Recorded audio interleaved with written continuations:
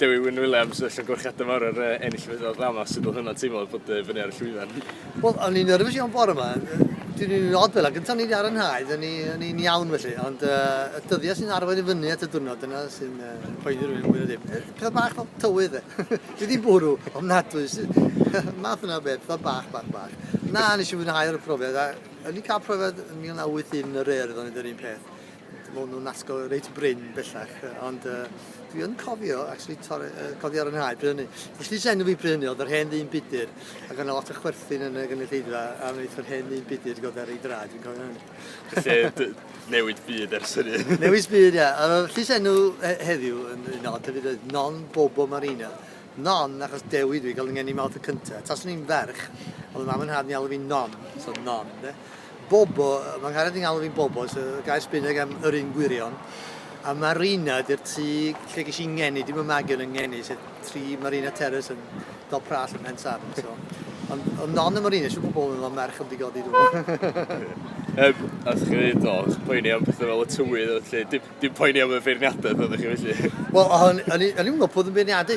Allan o'n as, ti'n cael gwybod jyst cynrychiolaeth o ddau gwmni, so gen i'n syniad bod yn beirniadu. Mae rhywun yn poeni ydi am y feirniadaeth, a oedd hi'n oedd hi'n meddwl, oedd hwnna'n reit. Ond na, yndi, mae rhywun yn meddwl. O'n i'n gwybod bod yna 30 di trio, so hynny beth da. Cos symud gwaith, oedd o'n 3 yn yr ast, pwynt i'r fath. Ac o'na 2 ar i'r brig, oedd. So oedd hynny'n rhyw fath o gystadlu eitha da, cos weithiau dim ond 1 ar y brig a mae'r gweddill yn cael ei ystyried. So mae'n neis gwybod bod yna 2 arall eitha agos. Ond beth sy'n bwysig oedd gwrdd, nid yn ennill, o ddifri, mae'n swnio rhyw ystrydau fawr. Ond cael gwneud y ddrama, perfformio'r ddrama sy'n bwysig. Er enghraifft ni'n ail agos llynedd, oedd un byd eisiau rhaid yfed o'n mi llynedd, byd arall ddim. Ond y peth ydy, mae ddrama'n cael ei perfformio flwyddyn nesaf, a wir, dyna sy'n bwysig, nid y fedal. Wrth gwrs, mi falch gael medal, dwi'n mynd i ddrwglian yn ei celwydd am hynny. Mae fal thema'r ddrama ydy yn Saesneg nature versus nurture, felly faint o ti gael yn y genes a faint o sy'n dyfagwraeth. Magwraeth yn erbyn natur di'r thema fawr.